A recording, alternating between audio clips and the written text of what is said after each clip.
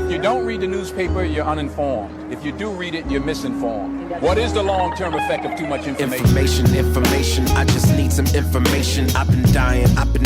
Is it lack of education? I've been reading without any transformation. I'm addicted. Is it overstimulation? Hey. Welcome to the Sixth Sense Report.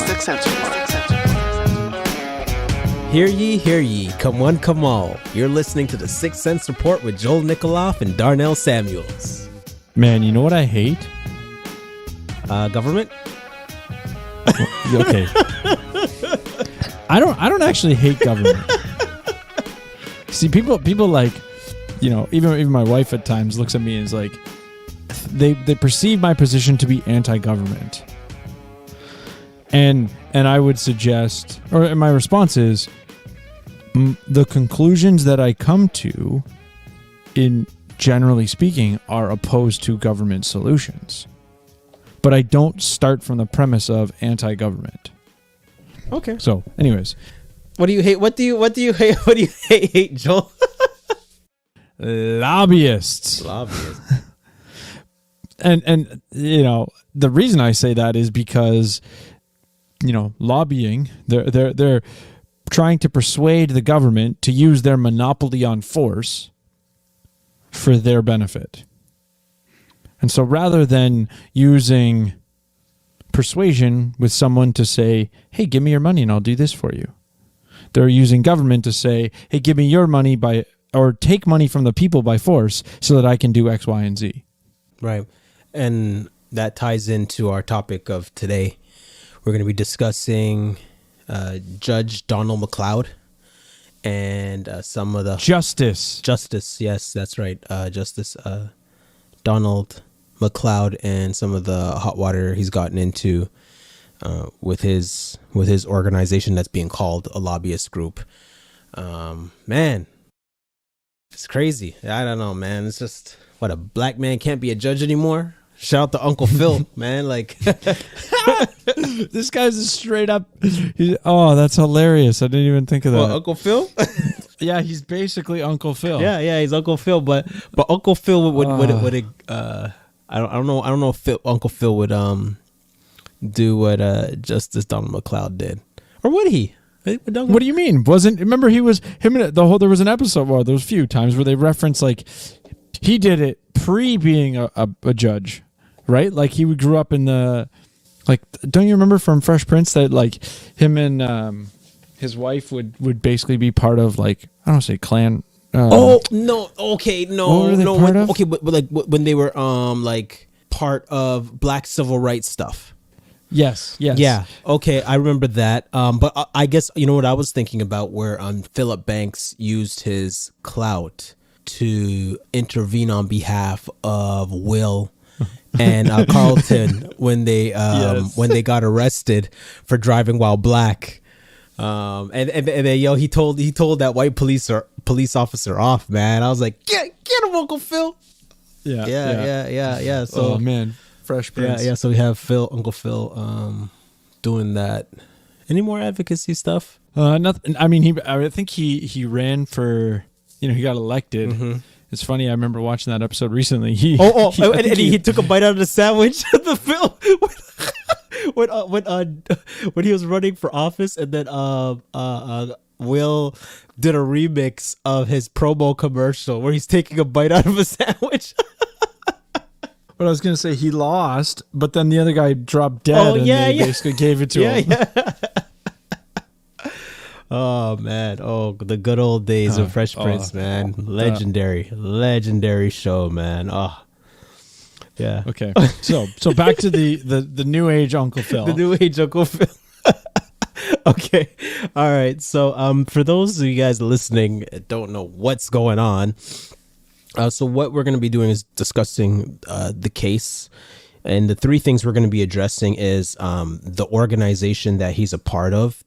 There's a lot of argument and debate about was his group a lobby group or not, and we'll talk about why that's important to the discussion. The second thing we'll talk about is there an ulterior motive from his black opposition. So there's opposition against the black judge from black people. And then the last point is is it possible for him to be Judge McLeod to be both judge and advocate for the black community?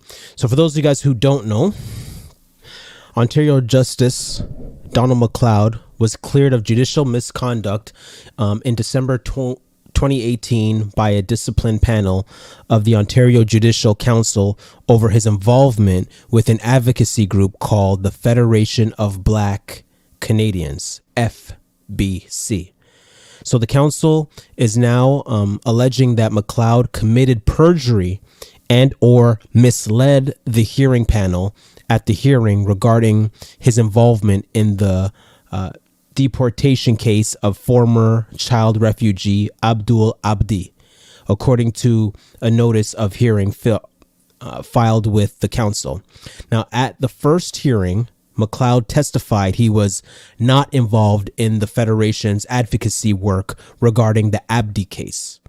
So contrary to his evidence at the hearing, Justice McLeod was involved in the FBC's efforts in this regard, including arranging and or participating in a meeting with the Minister of Immigration, Refugees, and Citizenship, the Honorable Ahmed Hussein, on behalf of the FBC and the council alleges. So now the second disciplinary hearing is set for July. None of the council's allegations have been proven. So just to reiterate, as I understand it, based on a statement of facts that was accepted, it was the original case, which is what you're describing, that he was involved with the advocacy, was dismissed based on him saying that he wasn't involved with either the meeting or the arranging of the meeting. And now the second hearing is somebody has come forward claiming that he committed perjury in that statement of facts. And that's where right now the hearings, as I understood it, were from about December 11th to the 23rd, 2020. So as of day recording, we haven't heard any outcome. You know, there's a potential while you're listening to this, then there could be news. And if there is, I'll make sure that it's in the show notes page. And potentially we'll be, having a part 2 on this if the news, depending on how the news comes out and what's the significance of it. Yeah. So we have to make sure that we come correct with the details. So like in response, the filed with the Judicial Council, McLeod's lawyers argue that the evidence at the second hearing will show that he did not commit perjury or intentionally misled the discipline panel. So McLeod did meet with Immigration Minister in January 2018, but not about the Abdi case, his lawyers were saying. So McLeod's lawyers were arguing that the evidence will show that the council did not interview anyone with firsthand knowledge of the meeting with the minister, which forms the basis of the perjury allegations. There's a lot of layers to this, because it even goes on to say that according to a complaint received by the council in March 2019, and which was redacted to cover the identity of the complaint, the allegations against McLeod stem from a blog post by Toronto journalist and author Desmond Cole, who has covered McLeod's discipline case and his role with the Federation of Black Canadians. McLeod also faces allegations that he misled the first disciplinary panel about having disengaged from the activities on behalf of the FBC, and that he appeared at political events on behalf of the FBC in 2019, allegedly engaging in behavior that could have been seen as impermissible advocacy and lobbying. Yeah, and it's important to note that I think from the first hearing, as well as the number of articles, I'll put a bunch of them in the show notes page. My understanding is it seems like Donald McLeod was very forthcoming with Ontario Court of Justice, making sure that when he created this organization, he was doing it the right way. He seemed to be this seems to be the case, that he was trying his best to sort of separate both his judicial role from this group that he was creating, and so and for the listener, the idea is, he shouldn't be using his prominence as a judge in order to give this organization undue influence or excessive influence that would sort of compromise his position as a justice that is supposed to be objective. So would you say that the FBC is a lobbying group?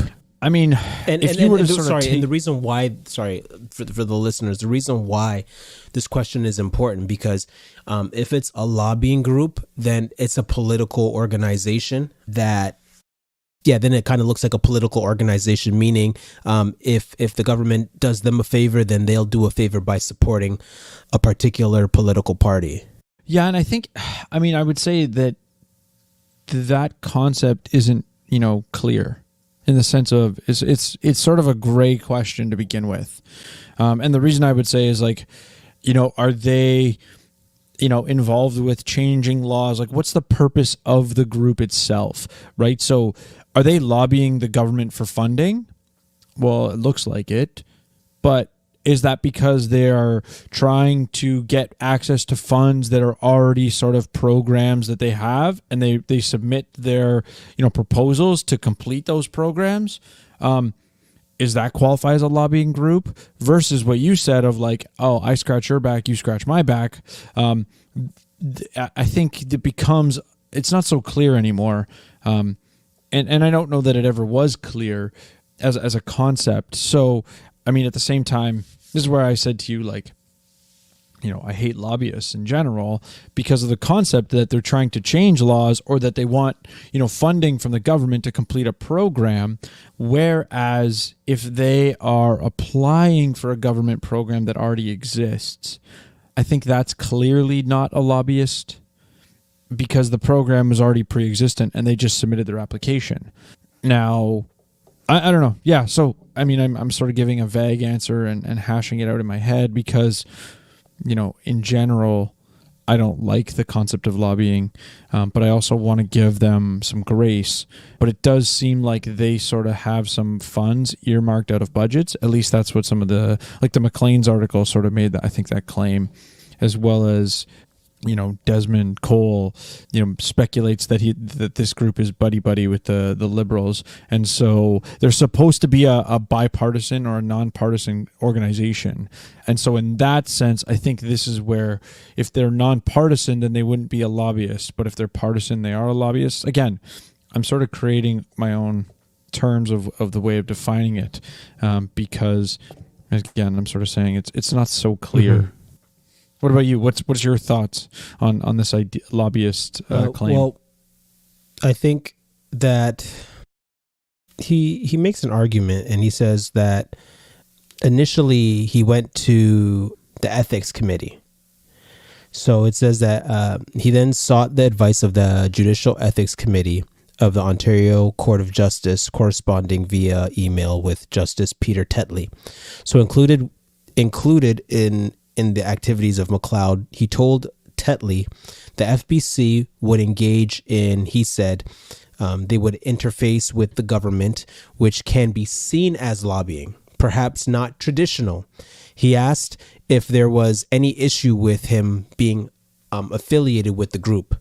Tetley from the ethics committee said that the ethics committee had no ethical concerns provided the FBC was not a lobby group, but a conduit of important information relating to issues of significance to a defined group of Canadians. Right? So he goes on. So what McLeod is saying, what comes to mind? To some extent, and it's all a question of degree. The work of Federation had gone beyond purely educating government because there was some ask, quote unquote, involved. Yeah, and what comes to mind with the first, I think as a really good example, if any of the listeners remember our episode with Dina Warren, the idea of potentially I know this is sort of an analogy example, but remember when we were dealing with the court case and there was the concept of an intervener? And there were people that basically wanted to give testimony in the court case because they felt like they had something of significance to contribute to the decision. And so that sort of sounds like what the original structure of the organization was, where, when the government wants to understand, let's say, Black Canadians' perspective on an issue, they can come to this group for understanding. And so that level of interaction is non-traditional in nature and may be perceived as lobbying. Now, that's sort of part one. Part two was then you're saying that's migrated now into an ask, which might be the funds component. And that's where I go back to, well, if they're getting funding related to a government program that's for Black Canadians, but they didn't ask for the program to be created, that's where I'm sort of saying it gets a little bit gray. Well, sorry. He created this organization after a young lady was shot and killed, and she was pregnant, and the baby died. A 33-year-old woman, Black woman, who died, and he was kind of like fed up with the whole situation, and he was moved to start this organization to help Black people in his community, right? So, personally, I would say it's not a lobby group. One, because I think of public choice theory, and public choice theory is when a lobbyist group would basically, give funds to a political party, and the political party will in turn pass laws for them. I don't think the FBC has that kind of clout to do that. Now, I'm sure Desmond Cole can probably make the argument, well, they're probably working towards building that kind of clout to get things done that way. And I guess for me, when it comes to these political, when you're lobbying and trying to get government help, it's, politics is never a fair game. And it's always like, you scratch my back, I scratch yours. And so I think, right now, I don't think it's a political party, but I think it could a lobby group, but I think it could eventually evolve into one. What do you think? Mm-hmm. Yeah, I think that's a fair point. And I think the idea of at least doesn't sound like they're explicitly supporting particular candidates. They don't. It doesn't sound like they have significant sort of, let's just say, reciprocal funding agreements, right? They fund a particular politician's, election campaign or anything like that. Again, sort of the traditional lobbying structure. They support a particular candidate, they get that candidate elected, and now that candidate works with them to get certain things passed. That doesn't seem to be the traditional relationship. So, I'm not saying the criticisms from Desmond Cole don't have potential for concern, but I think his dilemma, or anyone's dilemma criticizing this group as a lobbyist, is it's non-traditional in the nature, and so I would argue the evidence bar is going to be really high to argue that non-traditionally this group is a lobbyist group. Yeah, it's very fascinating, because when you think about you want to get things done and you want to help your people and do some community work, but eventually it grows, right? It grows and you want more and more. And so I guess that leads us to the next question, with the pushback that the FBC and Judge McLeod is receiving from other Black organizations, namely Black Lives Matter and Desmond Cole. Yeah, and it almost looks like you've got because you wouldn't regard Federation for Black Canadians as a right-leaning group.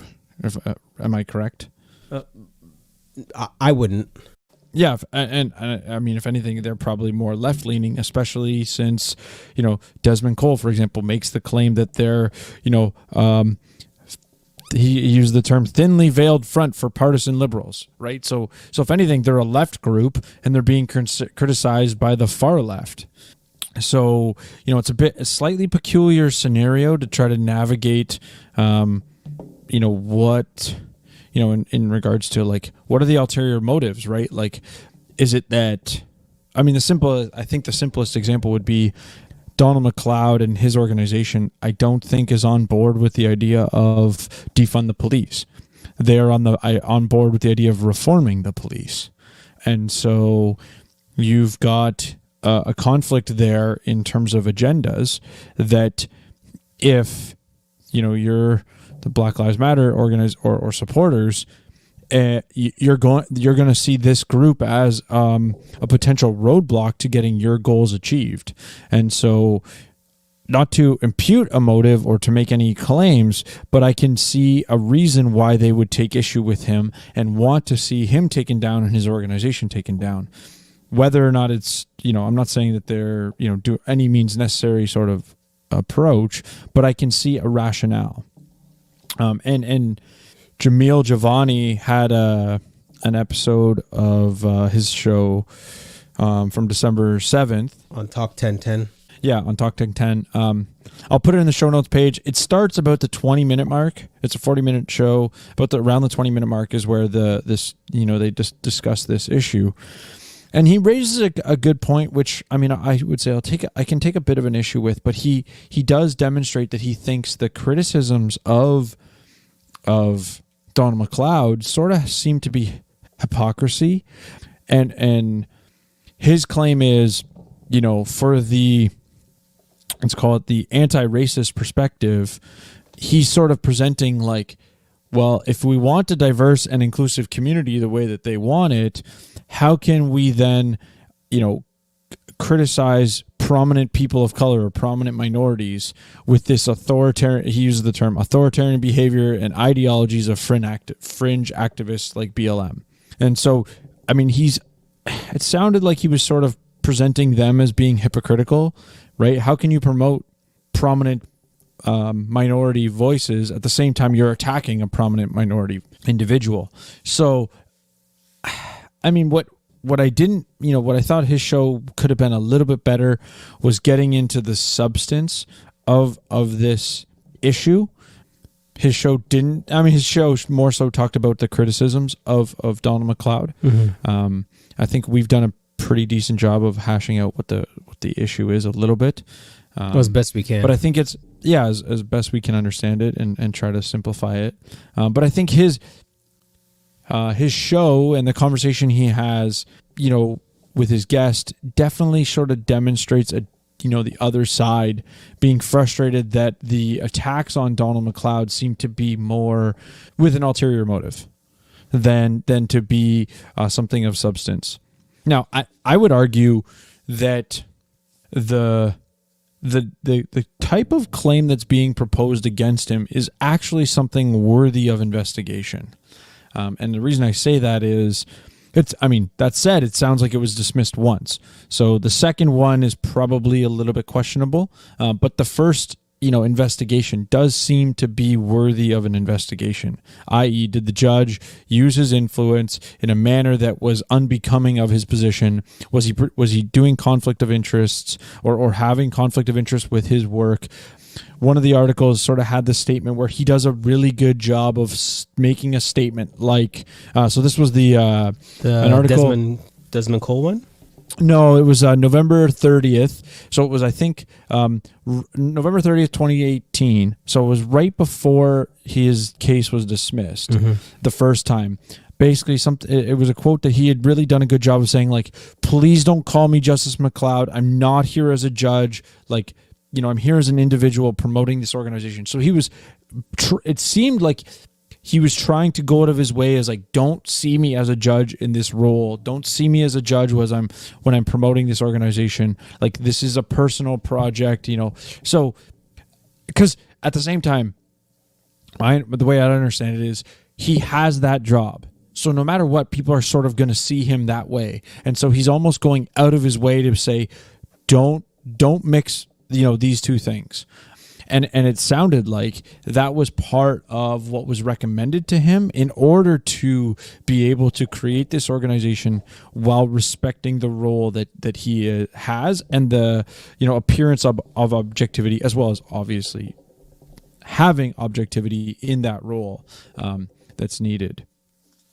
Mm-hmm. I thought there was a lot more to the case because when I was listening to Jamil and first hearing about it, he was tweeting about it and posting about it, and it seemed pretty urgent and it seemed like a hot topic, and it seemed like an open and shut case, But when you start to read the articles and really think about the finer points of what exactly is going on, Black Lives Matter potentially has an argument against Justice McLeod.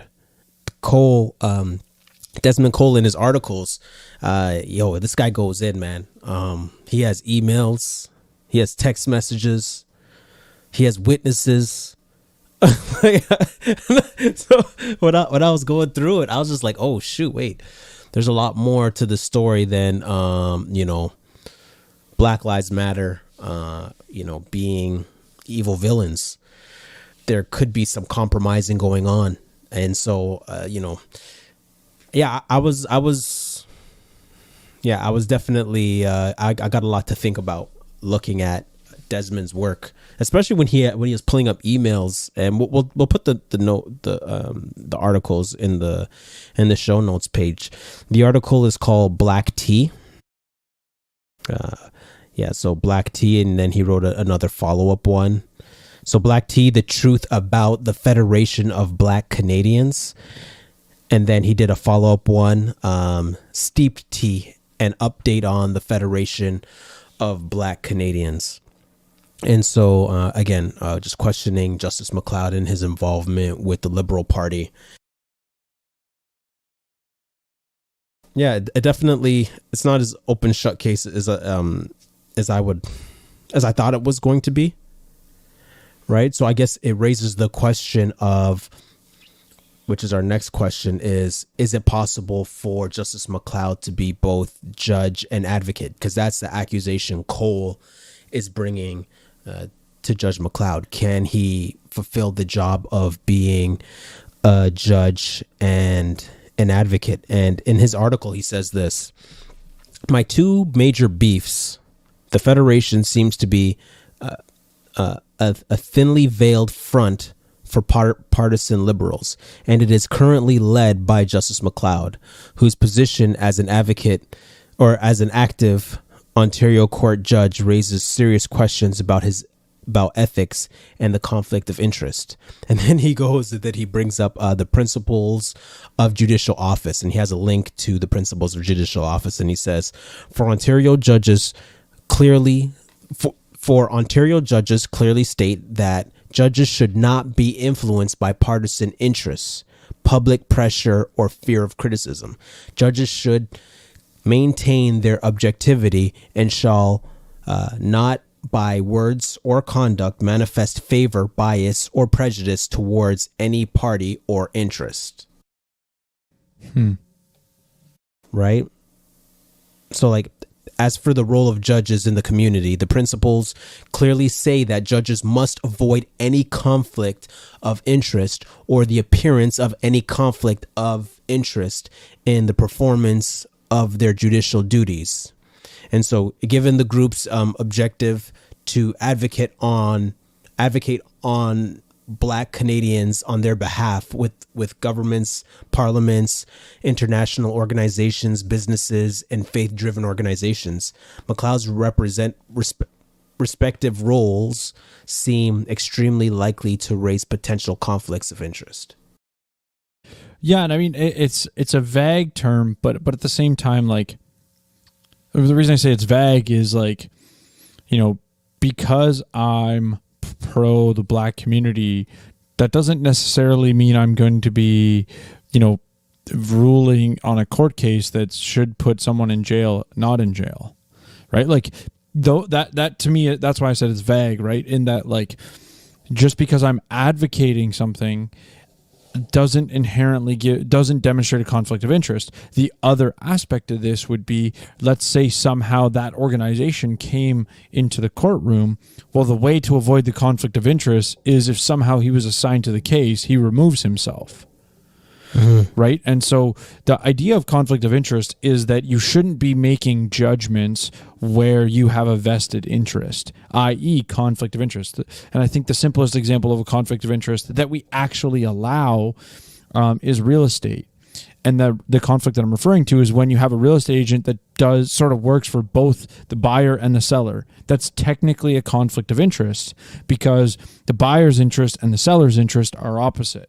Yeah, but part of... But normally, just to be clear, you normally have to sign off that you're aware of that conflict of interest in order to facilitate one agent doing both sides of the deal. So the reason I bring that up is to say that, like, you know, that's a simple example of conflict of interest that I think people can get, but there are ways that we can work around those conflicts. And so, yes, he's supposed to avoid the appearance of it, but to be part of an organization that is, you know, pro one community that doesn't inherently demonstrate a lack of objectivity or the existence of conflict of interest when it comes to being a judge. Mm-hmm, mm-hmm. Well, it's funny because I kind of thought there was kind of an ulterior motive for Desmond Cole because I thought black people were all in this together, and so Desmond Cole says in his article that there's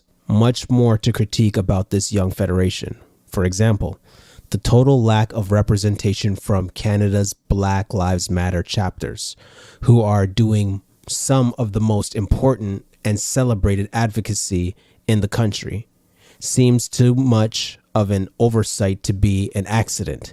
In fact, FBC boasts zero representation from radical Black activists across Canada, so many of whom identify as trans, as queer, as disabled, or as women.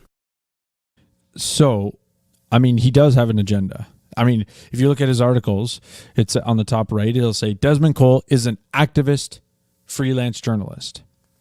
And so he has a bias, he has an agenda, right? Like, by calling himself an activist first, he has an agenda. And clearly I would argue based on his criticism that they don't have BLM representation on their board, he clearly thinks this organization is an obstacle for his activism. That doesn't mean that I think he's trying to use tokenism as a means to say, hey, they don't have these token items, therefore how can you consider them credible? Right? Like, to me, this is where I was frustrated. Even the McLean's article, his stuff, like... Oh yeah, the McLean's article was pretty rough on him. But to me, it lacked substance. Like, if it wasn't showing me, and again, maybe I'm too numerical, too objective, or too, analytical is probably the right word. And if you want to tell me that this organization is a problem, or that they're biased, or that they, demonstrate to me some sort of criteria to say, here's proof that they're ignoring certain things, but, dealing with others, and we think it's because they have an agenda, or because they're partisan, or because the liberals don't want them to talk about X, Y, and Z. But we can show you based on, let's say, some, arbitrary but objective criteria that would say, based on this organization, there's no reason why they should talk about X, Y, and Z. Now, they do bring up, a couple issues, but they don't demonstrate to me that inherently those issues should have been addressed by this group. They just say, well, they didn't talk about X, and this is in the media, so therefore, what are they doing? Like, it's just throwing sort of mud and seeing what sticks, as opposed to sort of a journalistic, objective reporting on this organization to say, hey, there's some questions about this organization. Here's what they are based on, some good journalism without the mudslinging. And the reason I say that is because I have a hard time deciphering, are you just being an activist? And you're not, so go to the journalist approach. If I would say, I've heard so many times from, let's say, journalists or people that, movies even, about journalistic stories where they set out to tell one story, but because of where the information took them, they told a different story. And so as an activist, is that going to happen? Are you going to follow the information or the threads that go down a trail that kind of goes against your activism? I would suspect probably not. Now, I can't tell you for sure. I don't know this guy personally. I don't know his, journalistic integrity. but it sounds like he's an activist first. And that makes me question his journalistic pieces as being comprehensive and objective. Mm-hmm. Yeah, and it's funny because when I started like looking at this, when I was reading the articles from the traditional outlets, it covered the judicial legalities of the case, but I found that the McLean's article got to the heart of the issue of what's going on. And so in it, it says, but her defense of the FBC misses the true critique of the nonprofit. It's not how they'll fight white supremacy, but rather how indebted to the white supremacist system they already are. This is more like the African American community versus Ben Carson being named Donald Trump's Secretary of Housing and Urban Development, and Amberosa Manigault being named Director of African American Outreach. So while the black community has seen progress, there remains a collective skepticism aimed at new movements and the tactics they employ to achieve their goals. While activists like Black Lives Matter Toronto have occasionally faced scorn from the community for being too radical, there's also an opposite mistrust of so-called talented 10th activism, which is predicated on the reliance of the influential and the affluent in our communities to help support the rest of us. So instead of us just helping themselves and their ilk, this is a key cornerstone of the current controversy surrounding the FBC. So the very next sentence to me demonstrates the divide. So it says, appearances matter. Who appears to be truly committed to the cause of dismantling white supremacist structures in totality, and who appears interested in gatekeeping and faux activism? So, I mean, I would argue they're presenting this as, I would argue this is a logical fallacy. It's a false dilemma, right? Because there's no willingness to say maybe the FBC does not consider the concept of white supremacist structures as part of the problem. I'm saying, my point is, I'm not saying they do or don't. I'm saying the article makes it sound like either this organization clearly is against dismantling white supremacist structures. That's what they're saying. And I'm saying that, one, maybe there's a conversation that FBC would say, we think there's, white supremacy is a problem, but that's not the best means to achieve our goals, right? Maybe they would say white supremacist structures don't exist. And therefore, what are we going to dismantle? My point is to demonstrate they're presenting a false dilemma. They're presenting it like, well, either they're against dismantling the faux supremacy or they want to be gatekeepers and faux activism, right? So the point is not so much what's the right position. It's the garbage that they're writing that makes it like, well, either you're against them being, pro the talented 10th or you're with us. Right? Like, again, it goes back to, this is an activist piece. This isn't journalism. Yeah. And just for the record, I believe that the FBC would support the idea of systemic racism and so forth. Oh, just to be clear, The Talented 10th was a book by W.E.B. Du Bois. The Talented 10th is a term that designated a leadership class of African descendants of Americans in the 20th century. So the term was created by white northern philanthropists. Not to be confused with the Talented 10th album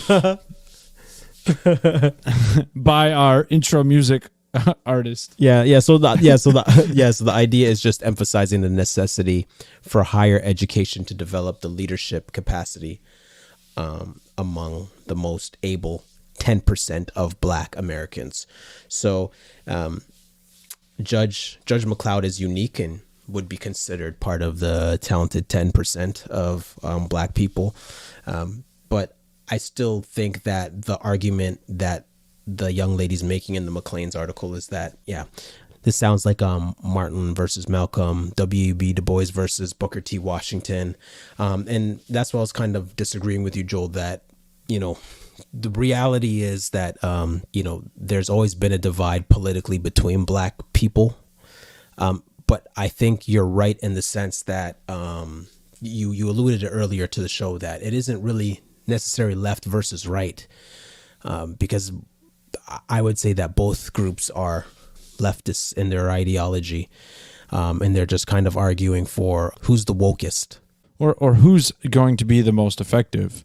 Yes, and therefore yes. Who deserves the funds? Yeah, who deserves the funds? So then so it's a scramble from for the scraps scramble for the scraps from the master's table.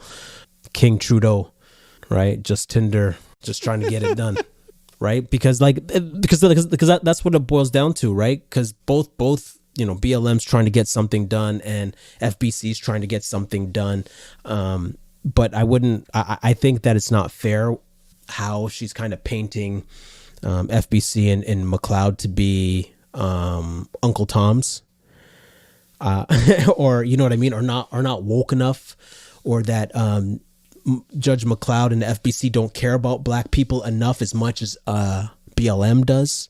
And I think the terms gatekeeping and faux activism sort of summarize exactly that, right? Like you're straw manning your opposition, right? Like.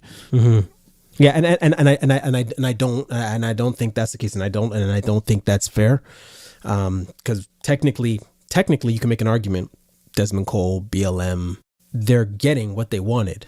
Like you want Black people in places of influence to make change. Well, you have them, and now you're attacking them, right? Because he's not doing it the way you would. Yeah, because you're not doing. Now, mind you, yes, there are some ethical issues that come into question.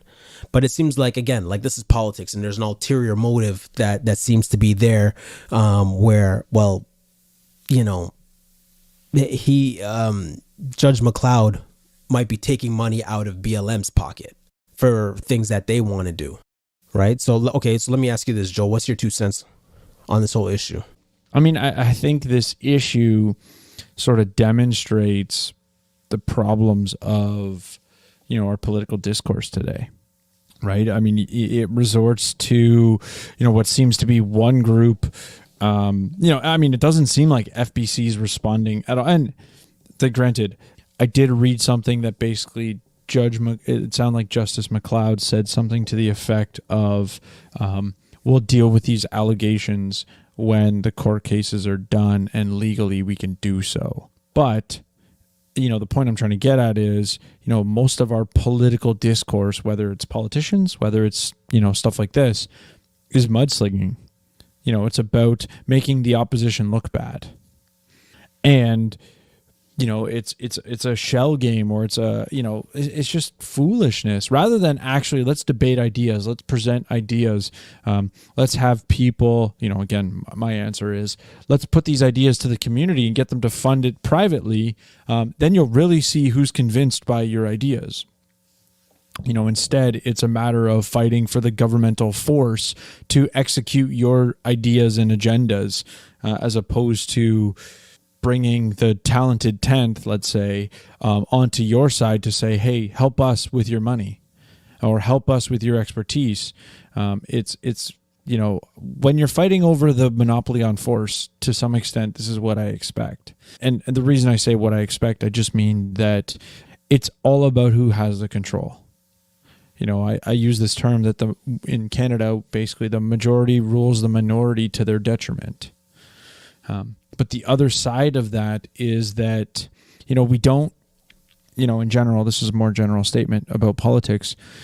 When it comes to a particular power or a particular control or influence, or let's say policy, if the decisions regarding that policy was in your enemy's hands, would you still want a policy on this to be enacted? And chances are 95% of the time, most people's answer would be no. That tells me that we shouldn't be doing this through government in the first place. Because that means it's only good when we can deem somebody who is morally good to have this control. Or, sorry, I should say, when it's someone who I agree with their morals doing this thing, then this is a good idea. And so, that's more of a general statement about government, that, we allow government to do so many things that, hey, guess what? When the blue party instead of the red party's in power, we no longer want government to be doing this. To me, that demonstrates no government should be doing that thing. But anyways, as I said, my 2 cents is that, this is just mudslinging. And I did appreciate sort of the legal issue, and that, that issue was being hashed out, and that it's something of concern. And that's sort of my analytical / accounting background and the ethics that we deal with in that profession, that come through. And, I think about it that way. But yeah, the black tea, the McLean's article, I don't know. It was just, frustrating to read, because to me, it's just, it's a word salad, to stir up emotions, as, more than objective reporting. And I know that maybe I'm a little too, boring in that sense, where I want to read the facts. I want to read the detail. I don't want to read, sensationalized opinions on things, because for the most part, I don't care what your opinion is. Like, I care why you have the opinion. I don't care, what your opinion is as much as I care as how you got there, and what information can I use to decipher for myself. What about you? What's your 2 cents? What do you think this issue shows us? I think that the main principle that I took away from it, and there was a lot to read through on this issue, but I think the one thing I would leave the listener with is the principle of being beyond reproach. And so being beyond reproach, we get that concept from 1 Timothy chapter 3, verse 2-5, and then to 7. And the idea is Paul is writing to his young disciple Timothy, who's a pastor in a church, and he holds a prestigious position, a position that requires ethics and integrity, just like Judge McLeod's position. And so in 1 Timothy chapter 3, verse 2-5, it says this: therefore an overseer, which is an elder, therefore an overseer must be above reproach, the husband of one wife, sober-minded, self-controlled, respectable, hospitable, able to teach, not a drunkard, not violent but gentle, not quarrelsome, not a lover of money. He must manage his own household well with all dignity, keeping his children submissive. Now this is the key verse, verse 7. Moreover, he must be well thought of by outsiders, so that he may not fall into disgrace, into a snare of the devil. And so the idea is that, flee, and I'm talking about Judge McLeod, like flee even the appearance of evil. We think about, it reminds me of this like Billy Graham rule, where, Billy Graham, to, maintain his integrity, he wouldn't, be in an elevator alone with a woman, in a car alone with a woman, just because the very appearance of evil can bring about accusations on you. So that's why the position of being a judge, being an elder, requires the highest integrity. And so you don't want to compromise that. And so now I think that, certain positions come with higher expectations than others, but other jobs come with, I guess, lower expectations than others. So a judge is like an independent position, but being a politician is like a partisan position. And I don't think the two can mix. So I want to assume the best, Joel. I want to assume the best. So I think that for Judge McLeod is like, he's a way smarter man than I am. And I assume he knows what he was getting himself into when he started the FBC. I think he thought it through. So I'm guessing he knew this move could potentially put his job in jeopardy. So now I hope he didn't think or make the mistake of thinking that just because he's black, as a black man trying to help black people, that Black Lives Matter would say that he doesn't matter. You know? So like, I love seeing black people fighting each other to help each other. I just think there's another way to help black people that doesn't involve preaching resistance, then turn around and ask Pharaoh for his assistance. Right? So is it worth it to put your career as a judge on the line for philanthropy that might be seen as politricks? I don't think so. I think his time would be better served as an advocate on behalf of black people on the bench instead of competing with leftist black people in the political game. And just to be clear, he did step down from the organization in 2018. But it's in the midst of all of this craziness, right? So, but even then, it has the appearance. Yeah. It has the appearance of him being sketchy. All the best to him. We'll definitely throw some prayers up for him that, this whole thing works out, because you want to see people doing good and helping other people. And you don't want to see people, losing their careers because of silly things. So, and I think, if you look back to, you sort of laid it out at the very beginning, right? What caused him to start this organization? And it sounded like, that incident led him to create this organization, but it also led him to pursue, how do I do this in a manner that will avoid the appearance of evil, conflict of interest, or evil. And so I would say the stepping down to me demonstrates that he tried and realized it wasn't going to work. And so there's wisdom in stepping down, but you could argue his aspirations, he felt like this was he needed to do it and needed to try. And so I think, to some extent, he demonstrates when you can't avoid the appearance of evil, you need to step away. Or when you can't avoid the appearance of conflict of interest, no matter what you do, there's a need for this organization. If you want to continue, you need to remove yourself. And so there's wisdom there. But I think, your entire sentiment is true. Is it worth risking everything? Mm-hmm. And he's come a long way, and I don't want to see him lose it all, because his bio says that he immigrated to Canada with his family in 1970 and lived in Regent Park in Scarborough, Ontario, which is subsidized housing. He attended McMaster University, Queen's Law School, and was called to the bar in 1998. After practicing criminal and administrative law for 15 years, he was appointed to the bench in 2013. Crazy. So, we'll definitely maybe touch on this again, or we'll definitely have to revisit this again when more information comes out. Hopefully it's anticlimactic. But I don't anticipate that it will be. And so, for the listener, if you know that we missed something, or you think that we've, misrepresented something on this topic, feel free to email us, give us a shout, as you can see with a previous episode. We bring you on if you got enough to say, or if that's something you're interested in, and there's more of a conversation to be had. So please let us know, and let us know what you guys think, if there was anything missed, and you can contact us at sixcentsereport@gmail.com.